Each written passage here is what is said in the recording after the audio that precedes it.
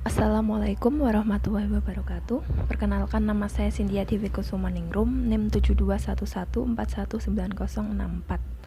Kali ini akan mempresentasikan Sistem Informasi Manajemen bab 4, yaitu pengguna dan pengembangan sistem.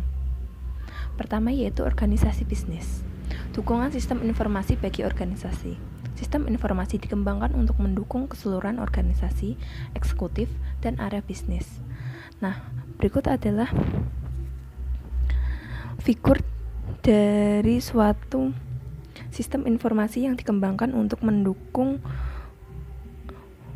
tingkatan-tingkatan dan area-area organisasi, yaitu sistem informasi eksekutif dirancang untuk digunakan oleh manajemen tingkat strategis perusahaan dan 5 sistem informasi di tingkat lebih rendah dalam fitur tersebut mencakup kebutuhan-kebutuhan informasi unik area-area bisnis tersebut. Sistem informasi ini dirancang khusus untuk organisasi fisik, yaitu bagaimana sumber daya fisik dialokasikan ke berbagai area fisik perusahaan. Inovasi dalam bidang teknologi informasi telah memungkinkan banyak aktivitas perusahaan dilaksanakan tanpa batas lokasi fisik. Hal ini disebut organisasi maya atau virtual organization. Organisasi layanan informasi. Sumber daya dan spesialisasi informasi. Sebagian besar sumber daya berada di perusahaan, pada umumnya berlokasi di layanan informasi dan merupakan tanggung jawab dari Chief Information Officer. Sementara sumber daya informasi yang terdapat di area pengguna adalah tanggung jawab dari manajer area pengguna. Spesialis informasi adalah istilah yang digunakan untuk menggambarkan karyawan yang bertanggung jawab dalam memberikan kontribusi atas tersedianya sumber daya informasi dalam perusahaan. Berikut adalah macam-macam spesialisasi informasi, yaitu pertama, analisis sistem. Kedua, administrator data bisnis. Ketiga, webmaster, spesialis jaringan, programmer, dan operator. Struktur organisasi layanan informasi. Struktur tersentralisasi ke desentralisasi. Berikut adalah struktur organisasi bagi unit layanan informasi perusahaan yang tersentralisasi. Perusahaan telah menugaskan beberapa orang analisis sistem dan program untuk mengembangkan sistem-sistem baru, dan beberapa orang analisis sistem serta programmer lainnya untuk memelihara sistem-sistem yang sudah ada. Masing-masing kelompok dipimpin oleh seorang manajer. Sejak tahun 1970 dan 1980-an, beberapa perusahaan mulai mendesentralisasikan kebanyakan sumber daya informasinya. Banyak area menunjuk seorang direktur informasi divisi untuk mengelola sumber daya informasi di area-area tersebut. Struktur organisasi inovatif. Sebagai respon atas meningkatnya kebutuhan struktur organisasi perusahaan, para peneliti sistem informasi manajemen mengidentifikasi 3 struktur inovatif, yaitu pertama, model sekutu, yaitu basis dari model sekutu adalah bahwa layanan informasi bekerja dengan area-area bisnis dalam menggunakan teknologi informasi guna menghasilkan inovasi bisnis. Kedua yaitu model platform. Asumsi yang mendasari model platform adalah layanan informasi tidak akan secara aktif mengawali inovasi bisnis. Model berskala. Model berskala menyadari bahwa sumber daya harus diperoleh begitu peluang besar muncul dan harus dapat dengan cepat dilepaskan ketika peluang tersebut tidak terjadi lagi. Berikut adalah model jaringan organisasi sistem informasi yang berperan yang menerapkan fitur-fitur model sekutu, platform, dan skala.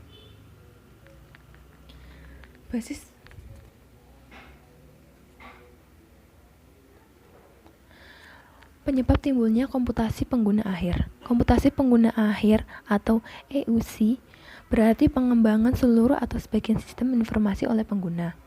Komputasi adalah akhir timbul disebabkan oleh pengaruh utama, yaitu pertama, dampak pendidikan komputer, kedua, antrian layanan informasi, ketiga, murahnya peranti keras, dan keempat, peranti lunak siap pakai. Pengguna sebagai suatu sumber daya informasi. Keuntungan komputasi dan komputasi pengguna akhir, yaitu pertama, menyamakan kemampuan dan tantangan, yaitu pergeseran beban kerja dalam mengubah sistem area-area pengguna, memberikan pembebasan bagi spesialis informasi untuk lebih berkonsentrasi pada organisasi secara luas dan sistem-sistem yang rumit.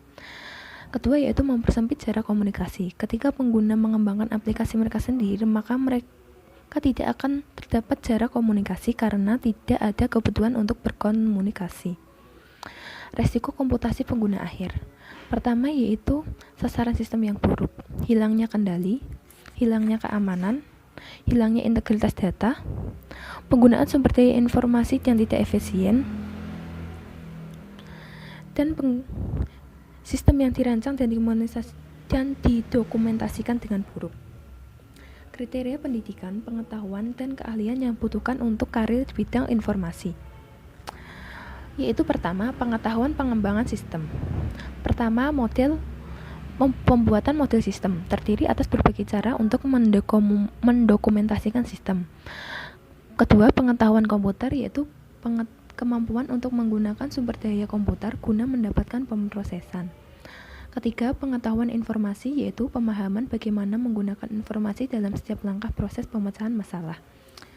Keempat, dasar-dasar bisnis. Sebagian besar sistem informasi dikembangkan untuk mendukung dasar-dasar bisnis.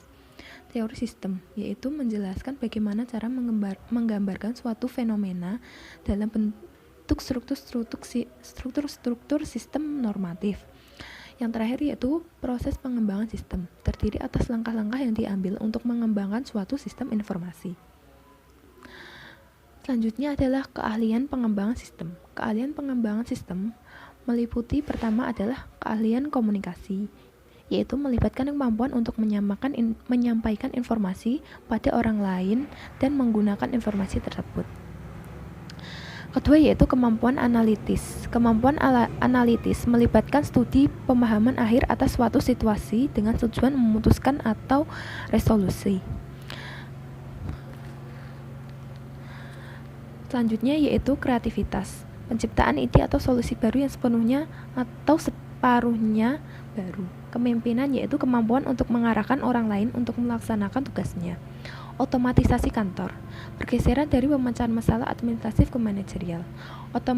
Otomatisasi kantor atau adalah penerapan otomatisasi seperti teknologi komputer pada pekerjaan kantor. Aplikasi OA pertama kali dimaksudkan untuk mendukung pegawai bagian sekretariat dan administratif.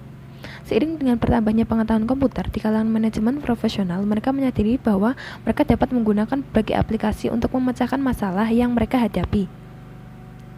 Kantor maya. Konsep kantor maya dimulai dengan telekomuting, yaitu disempurnakan untuk menciptakan suatu fasilitas kantor yang disebut hoteling. Istilah telekomuting menggambarkan bagaimana karyawan dapat secara elektronik pergi ke tempat kerja.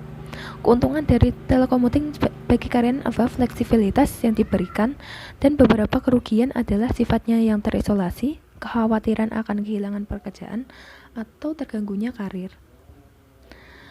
Hoteling adalah ide yang menyatakan bahwa perusahaan menyediakan suatu fasilitas terpusat yang dapat dibagi bersama oleh karyawan jika terdapat kebutuhan akan ruangan dan dukungan kantor. Keuntungan hoteling dapat dilihat sebagai berikut. Keuntungan dan kerugian kantor maya. Keuntungan pertama yaitu fasilitas yang lebih rendah, biaya peralatan yang lebih rendah, kurangnya penghentian pekerjaan, dan kontribusi sosial. Sementara kerugiannya adalah moral yang rendah dan kekhawatiran akan resiko keamanan. Organisasi maya. Dampak sosial organisasi maya. Istilah ekonomi 3I diberikan untuk menjabarkan industri yang memberikan nilai tambah dalam bentuk informasi, ide, dan kecerdasan. Seiring dengan semakin banyaknya industri yang tertarik dengan kantor maya, perubahan yang terjadi mungkin akan mempengaruhi cara hidup dan pekerjaan orang-orang. Kantor maya dan organisasi maya akan menurunkan permintaan gedung-gedung pencakar langit dan transportasi, menjadikan kota lebih tenang, lebih lembut, dan menjadi tempat yang lebih menarik untuk dihuni. Teknologi informasi dan sistem informasi terjalin ke dalam struktur pemrosesan bisnis. Terima kasih. Sekian presentasi dari saya. Wassalamualaikum warahmatullahi wabarakatuh.